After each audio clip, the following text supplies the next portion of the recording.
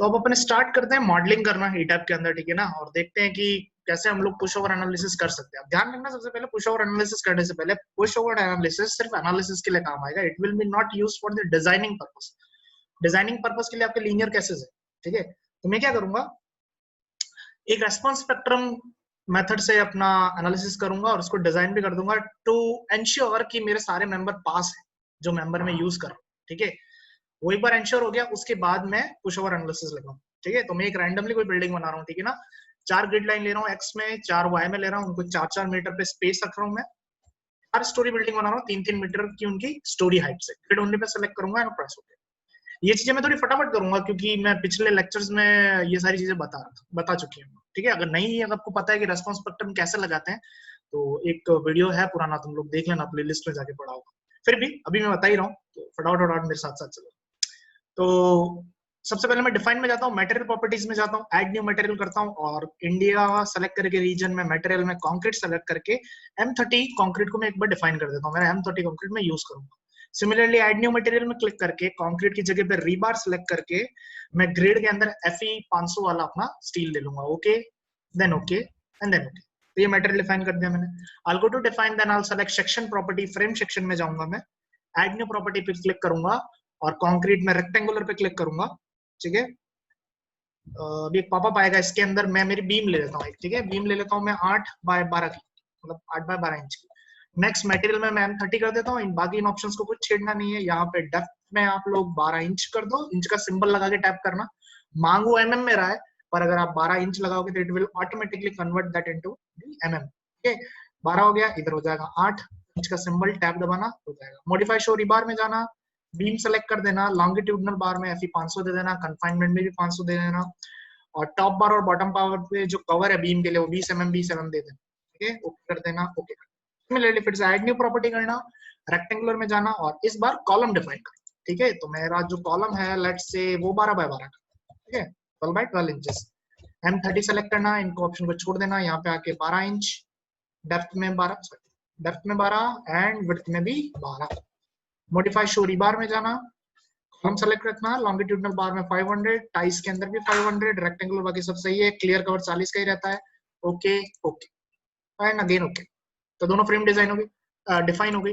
Define जाके section में जाके स्लैब भी लगे डिफाइन करते थे। स्लैब में जाके स्लैब 1 को मॉडिफाई करते हैं, इसको अपन 150 mm का नाम दे देते हैं, स्लैब 150, M30 कंक्रीट दे देते हैं और या थिकनेस में 150 लिख देते हैं। मॉडलिंग टाइप में शेल थिन रहने देना, ओके एंड ओके। नीचे से similar property sorry all stories select कर लेना और कॉलम लेना। कॉलम की यहाँ से प्रॉपर्टी जो आपने डिफाइन करी है अभी जस्ट वो ले लेना, दैट इज कॉलम 12x12। ऐसे ड्रैग करना, सारे कॉलम आपके खड़े हो जाएंगे एक बार। सिमिलरली क्विक ड्रॉ बीम पे सेलेक्ट करना, प्रॉपर्टीज में आपने जो बीम डिफाइन करी है दैट इज बीम 8x12, उसको कवर करना, ऐसा कैसे पकड़ के बीम बन गई। सिमिलरली क्विक ड्रॉ स्लैब में क्लिक करना, यहाँ से प्रॉपर्टी से हमारी स्लैब 150 जो हमने डिफाइन करी वो ले लेना और कवर कर लेना, आपके हर फ्लोर पे स्लैब बन जाएगी। एस्केप दबा के बाहर आ जाए। बट बेस पे भी स्लैब बन गई है, बेस पे स्लैब होती नहीं है, तो यहाँ अप बटन से अगर आप अभी 4th स्टोरी पे अगर आप अप बटन दबाओगे तो आप बेस पे पहुंच जाओगे। तो नीचे से 1 स्टोरी सेलेक्ट कर लेना और वहां की सारी स्लैब्स को सेलेक्ट करके डिलीट मार देना, क्योंकि वहां पे करने की जरूरत नहीं है हमको स्लैब बनाने, ठीक है। 1 स्टोरी से लेके अगर ऑल स्टोरी रखा हो सारी स्लैब डिलीट हो जाती है, ठीक है। लगे आप बेस पे ही है तो सारे जॉइंट्स को कवर कर लो, असाइन करके जॉइंट में जाके रिस्ट्रेन में जाके उन सबको फिक्स कर दो, अप्लाई एंड ओके, ठीक है। और इसको मैं अब सेव कर देता हूँ। इतना यहाँ तक आया हूँ मैं तो सेव कर देता हूँ, ठीक है। तो मैं इसको यहाँ पे सेव कर देता हूँ, ओवर एनालिसिस मॉडल, ठीक है। Now comes the response spectrum method. हम एक बार इस पर रेस्पॉन्स स्पेक्ट्रम मेथड कैसे डालते हैं। हम लोग डिफाइन में जाते हैं, फंक्शन में जाते हैं, रेस्पॉन्स स्पेक्ट्रम में जाते हैं, ठीक है। देन यहाँ पे we are having, but prior to this, रुको एक बार यहाँ नहीं जा, प्रायर टू दिस हमको पहले एक बार अर्थक्वेक को डिफाइन करना पड़ेगा। डिफाइन में जाके will go to load patterns और यहाँ पे हम लोग लिखेंगे EQ x डायरेक्शन में एक रखेंगे, सिस्मिक पे क्लिक करेंगे और यहाँ से हम हमारा that is Indian standard select कर लेंगे। IS आप 2002 भी कर सकते हो, 16 भी कर सकते हो, व्हाटएवर यू वांट। इसको ऐड कर देंगे। सिमिलरली यहाँ पे Y लिख दूंगा और इसको भी मैं ऐड कर दूंगा। फर्स्ट वाले X को सेलेक्ट करके मॉडिफाई करूंगा, ठीक है। और मैं सिर्फ X के ऊपर चेक बॉक्स रखूंगा, बाकी सब जगह हटा दूंगा, ठीक है। सिस्मिक जोन फैक्टर अभी मैं 0.16 लेके चलता हूँ, सेल टाइप सेकंड लेके चलता हूँ, बाकी रेस्पॉन्स रिडक्शन 5 ही रखा हुआ है मैंने, इंपॉर्टेंस फैक्टर 1 वगैरह रखा हुआ है, ठीक है।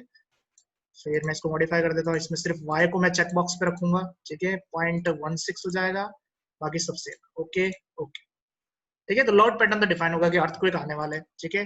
डिफाइन में जाकर फंक्शन में जाऊंगा, रिस्पांस स्पेक्ट्रम में जाऊंगा, चूज फंक्शन में मेरा कोड सेलेक्ट करूंगा 2002 ऐड न्यू फंक्शन, ठीक है। यहाँ पे अपन रेस्पॉन्स स्पेक्ट्रम हमारा ऐड करेंगे, मैं इसको नाम दे देता हूँ लेट्स से आरएस, ठीक है। सेस्मिक जोन फैक्टर मेरा 16 था, 0.16, दैट इज जोन 2 था, थर्ड था, ठीक है। सॉइल सेकंड ही है, ठीक है। और मैं सिंपली डैम्पिंग अपना 5% रहता है, मैं इसको ओके कर दूंगा और ओके कर दूंगा। ये पहले वाले वीडियोस में मैंने बता रखा है, आप वहां जाके देख लेना, ठीक है ना। फिर मैं जाऊंगा आपकी बार लोड केसेस में, क्योंकि मैं केस डिफाइन करूंगा, ठीक है। तो लोड केस में ऐड न्यू केस करूंगा, ठीक है। और ऐड न्यू केस में अब मैं यहाँ पे नाम लिखूंगा रेस्पॉन्स स्पेक्ट्रम, और नीचे जो हमारा लोड केस टाइप है उसमें रेस्पॉन्स स्पेक्ट्रम को सेलेक्ट कर लूंगा। नीचे यहाँ पे मैं लोड टाइप ऐड करूंगा, एक्सक्लेमेशन ऐड कर रहा हूँ U1 डायरेक्शन में। फंक्शन कौन सा है, फंक्शन RS जो हमने जस्ट डिफाइन किया है, मैं उसको ले लूंगा। स्केल फैक्टर मैंने आपको निकालना बताया था पहले वाले वीडियोस में, ठीक है ना। उसका एक फॉर्मूला था अपने पास, IG/2R 3R करके ऐसा फॉर्मूला था। अराउंड 1600 1900 हमारा कुछ उसका आंसर आ रहा था। मैं अभी रैंडमली 1600 लेके चलता, ठीक है ना। आप पुराना वाले वीडियोस देखना, आपको याद आ जाएगा। मैं एक और ऐड करूंगा और एक्सलेशन को दूसरे डायरेक्शन में U2 डायरेक्शन में भी मैं RS के साथ 1600 स्केल फैक्टर देके मैं ऐड कर दूंगा। बाकी आपको इसमें कुछ चेंज नहीं करना है, simply press okay and then press okay, ठीक है। तो अभी आपका क्या हो गया, एक तरीके से रेस्पॉन्स पैटर्न डिफाइन हो गया। लोडिंग डाल देता हूं मैं, सेलेक्ट में जाके प्रॉपर्टीज में जाके स्लैब सेक्शंस में मैं सारी स्लैब्स को सेलेक्ट कर लेता हूं, स्लैब 150 को सेलेक्ट कर लेता हूं। इनमें मैं एक बार असाइन कर देता हूं, दैट इज डेड लोड, ठीक है, और एक बार लाइव लोड। तो असाइन में जाके शेल में जाके यूनिफॉर्म लोड, डेड लोड डाल देता हूं, लेट्स से मैं 2 का अप्लाई कर देता हूं, ठीक है। 3D व्यू को एक्टिव रखोगे तो वहां पे दिखेंगे। अभी लग गया है वैसे 2 का लोड। मैं सेलेक्ट में जाके गेट प्रीवियस सिलेक्शन से सारी स्लैब को फिर से सेलेक्ट कर दूंगा, और अब की बार मैं लाइव लोड डाल दूंगा। लाइव लोड लेट्स से 3 का डाल देता हूं, अप्लाई कर देते हैं, आप देख सकते हैं 3 का लोड हो गया। ओके, नाउ एनालाइज कर लेते हैं अपन। एनालाइज में जाके चेक मॉडल, एक बार मॉडल को हम चेक कर देते हैं कि कहीं कोई गड़बड़ी तो नहीं है, ओवरलैपिंग लोडिंग वगैरह कुछ दिक्कत तो नहीं है, क्योंकि हमने बहुत कुछ फटाफट किया है, ठीक है। तो हो सकता है कि कुछ दिक्कत हो। Model is getting checked, model has been checked, no warning message has been assigned, ठीक है, बाकी सब ठीक है। नाउ द थिंग्स कम कि अब अपन को इसको एनालाइज करना है। तो एनालाइज में जाके मैं करूंगा set load cases to run.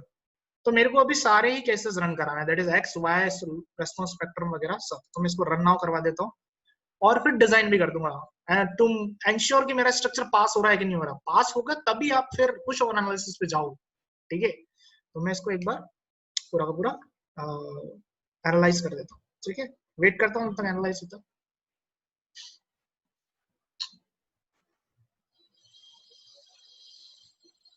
So analysis done. मैं यहाँ पे क्लिक करके मैं क्या करूंगा, इसको कॉन्क्रीट फ्रेम डिजाइन को चालू कर दूंगा, ठीक है ना। तो मैं यहाँ पे क्लिक करूंगा, it will start designing it, ठीक है।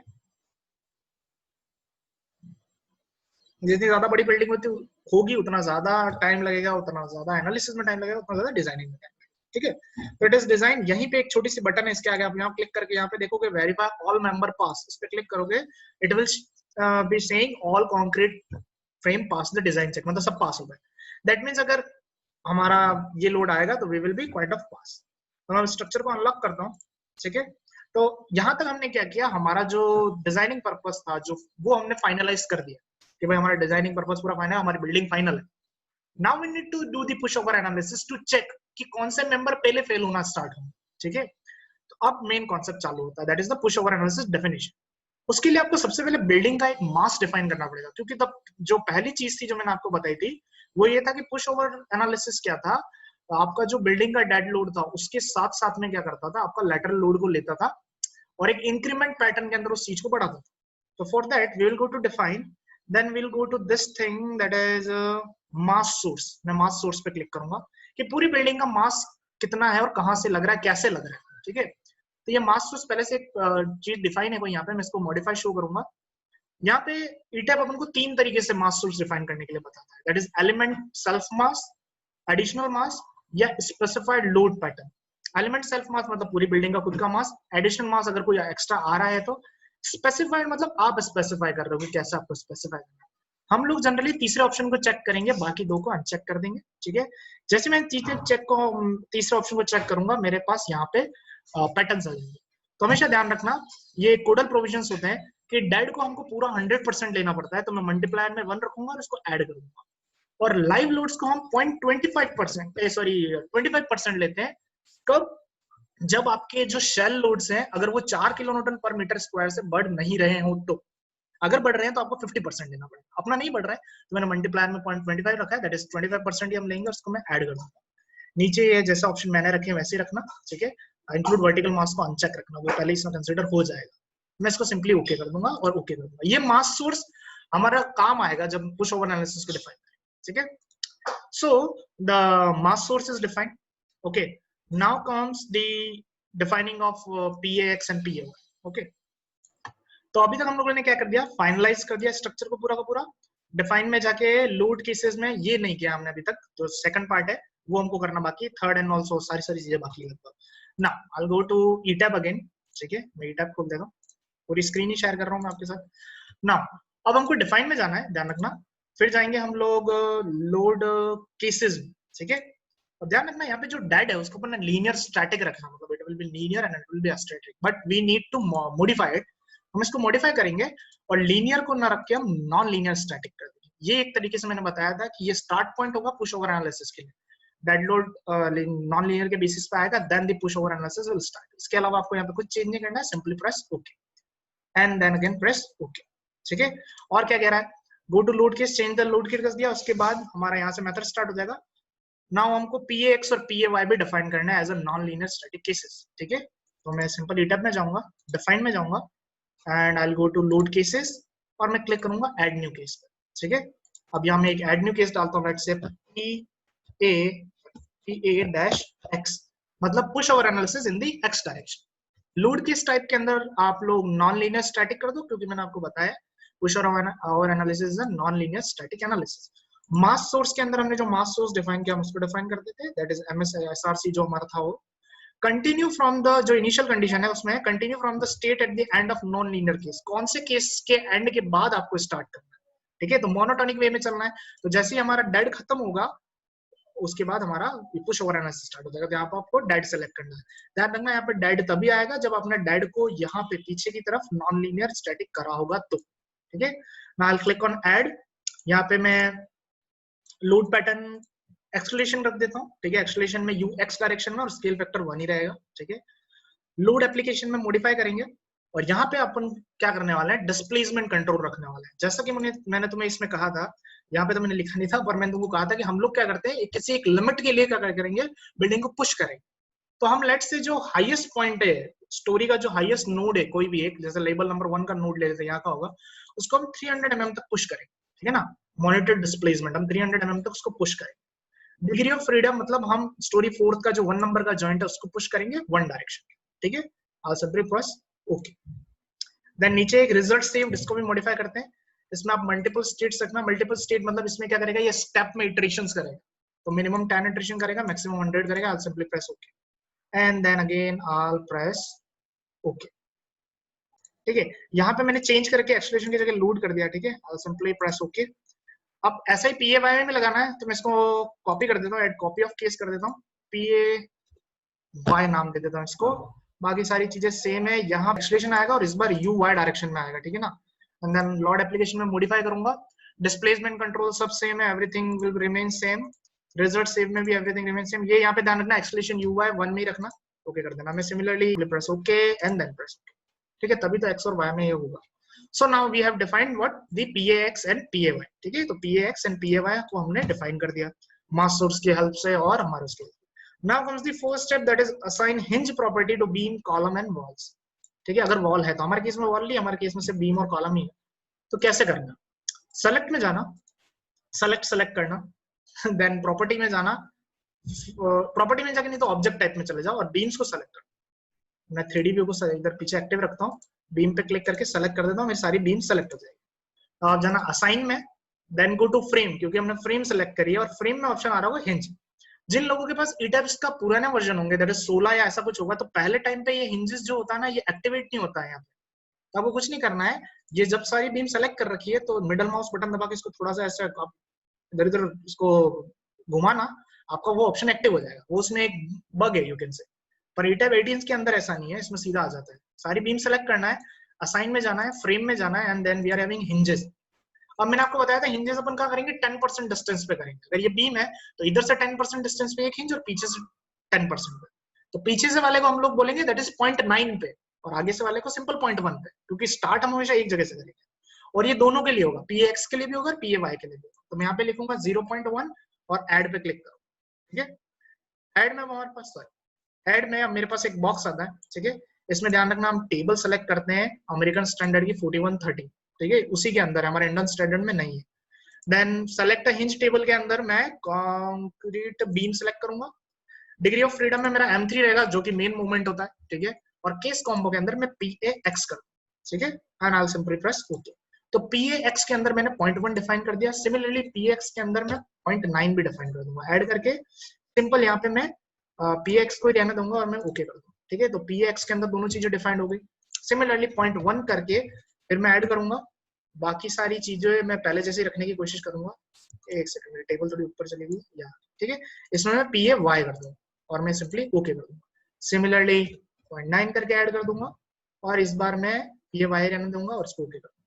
ठीक है, तो 0.1 PX के अंदर इधर से हिंज इस साइड से, ठीक है, मतलब लेफ्ट हैंड साइड से बीम के, और राइट हैंड साइड से पॉइंट, राइट हैंड साइड से भी 0.1 दैट इज 0.9 PX PAY दोनों के लिए। मैं इनको सिंपली ओके करूंगा।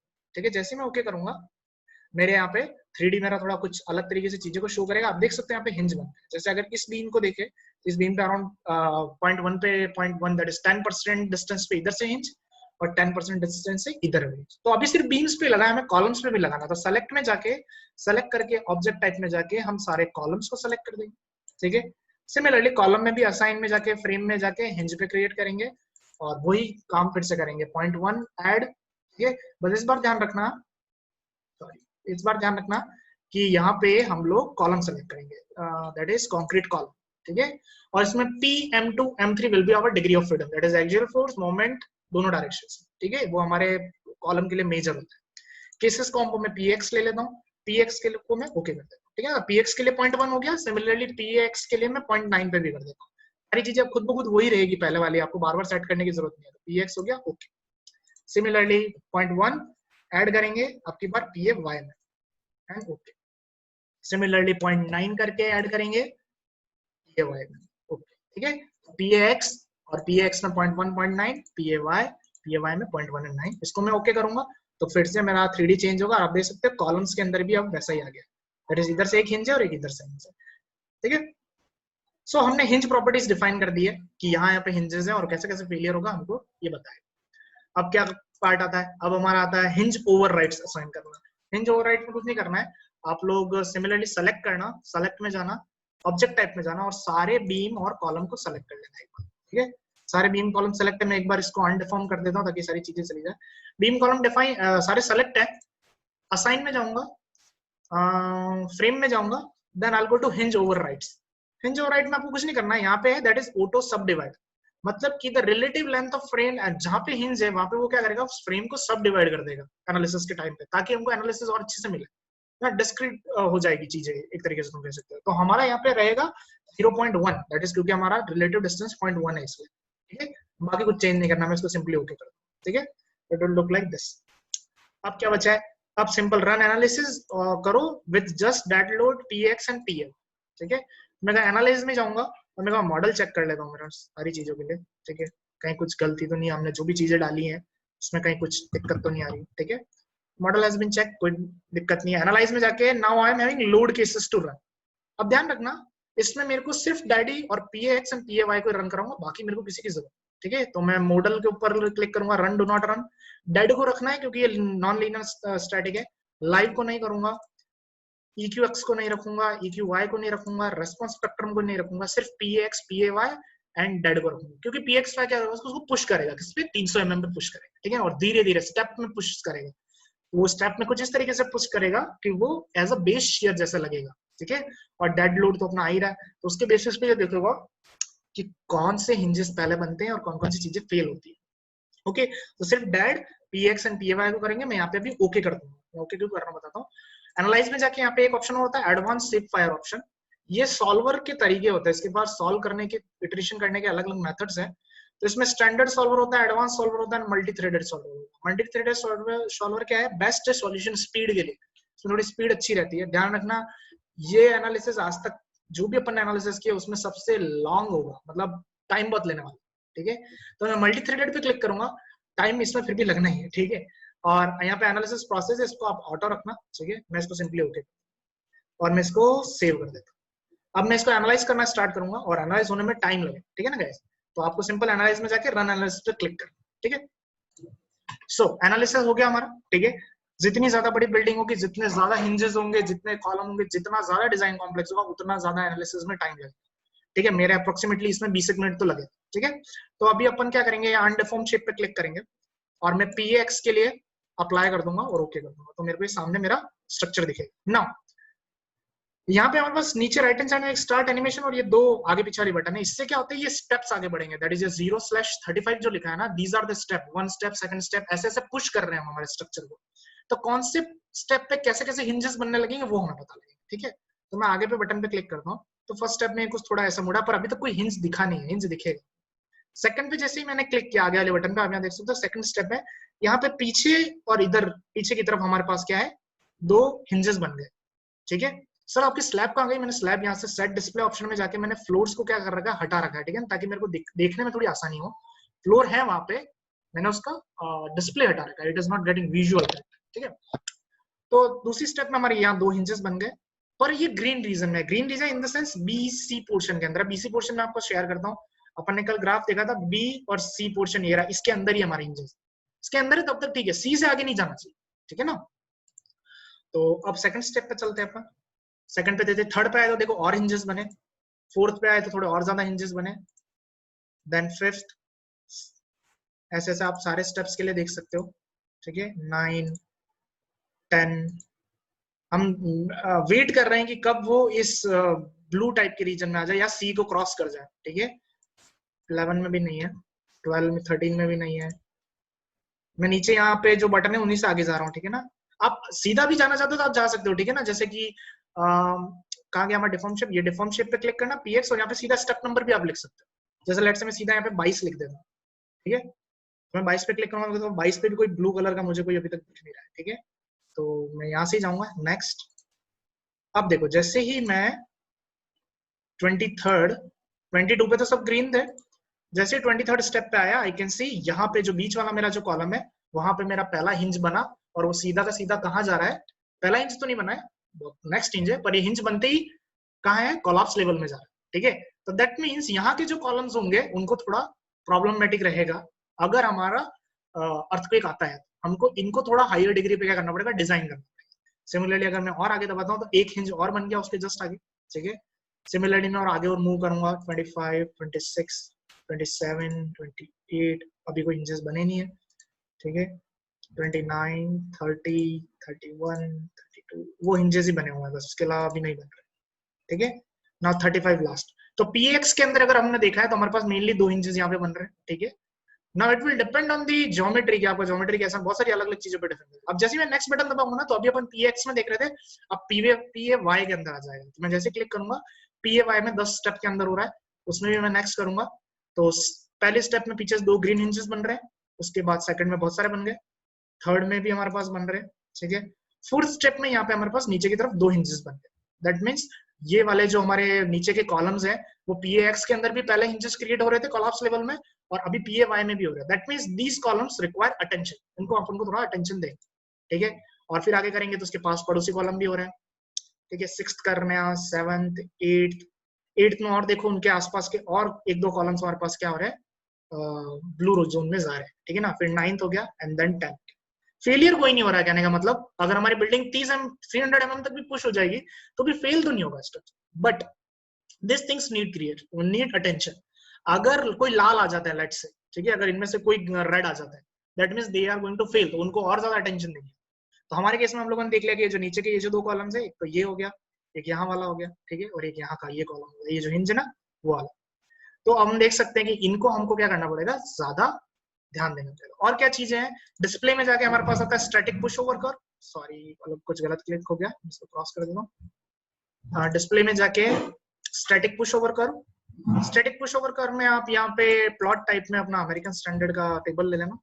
इस पर आप क्लिक करोगे तो आपके पास एक डिमांड कर्व आएगा, एक कैपेसिटी कर्व आएगा। ठीक है, मैंने आपको बताया था कैपेसिटी कर्व, डिमांड कर्व में ये जहाँ पे कट कर रहे होंगे एक दूसरे को, जैसे इस पॉइंट पे कट कर रहे हैं और यहाँ पे जो हमारा वैल्यू आ रहा है वो आ रहा है अराउंड 51 mm। तो 51 mm point is the you can say performance point. ठीक है, तो ये परफॉर्मेंस पॉइंट होगा, इस टेबल को आप लोग बाहर भेज सकते हो। हाँ, और अगर उनमें से जैसे स्टैटिक कैपेसिटी कर्व में अगर आप उसको टेबल में निकालना चाहते हो तो यहाँ पे क्लिक करके फॉर्मेटेड टेबल में निकाल सकते हो। ठीक है, एक सेकंड,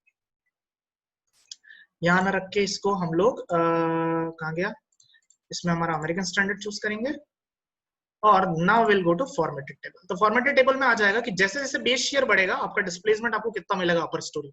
ठीक है, तो मैंने बताया था बेस शेयर हम क्या करेंगे, धीरे धीरे करके बढ़ा रहा है। तो हमारा सिस्टम कैसे बढ़ा रहा है, 813 पे 30 mm का डिस्प्लेसमेंट मिल रहा है, सो ऑन, ऐसे 1347 पे जा रहा है 97। ठीक है, तो ऐसा है। तो आप यहाँ परफॉर्मेंस पॉइंट देख सकते हो, performance point will be the most displace in this condition. ठीक है, फिर अपन डिस्प्ले में जाएंगे, then we are having hinge result. Hinge result पे अगर मैं क्लिक करता हूँ और यहाँ पे मैं px के अंदर स्टोरी वन फ्रेम, फ्रेम के अंदर लेट्स से मैं बीम्स देखता हूँ। ठीक है, तो बीम्स में कैसे कैसे हिंजेस बनेंगे, ठीक है, कितने मोमेंट लगने पे कितना हमारा हिंज बनेगा, दैट इज कितना प्लास्टिक रोटेशन होगा, उसका यहाँ पे हमारे पास टेबल है। ठीक है, तो आप यहाँ से हिंजेस के टेबल भी देख सकते हो कि हिंजेस कैसे बनेंगे, कितने मोमेंट बनने स्टार्ट होंगे और उनका वैल्यू कितना, उनका वैल्यू बहुत छोटा होता है। ठीक है ना, क्योंकि ये रोटेशंस होते हैं 10⁻³ में इनका होता है, लाइक 0.00 समथिंग। ये भी चीज आप चेक। ठीक है, और हमको क्या चेक करना था इसमें, हिंज हो गया, पुश ओवर कर्व कर दिया, हिंज कर्व कर दिया, एसएफडी और बीएमडी देखना। अब एसएफडी बीएमडी भी आप देख सकते हो। लेट्स मैं टेबल्स को क्लोज कर देता हूँ। ठीक है, और मैं अपना जो ये ऑप्शन होता है that is display frame peer analysis, इस पे जाता हूँ मैं।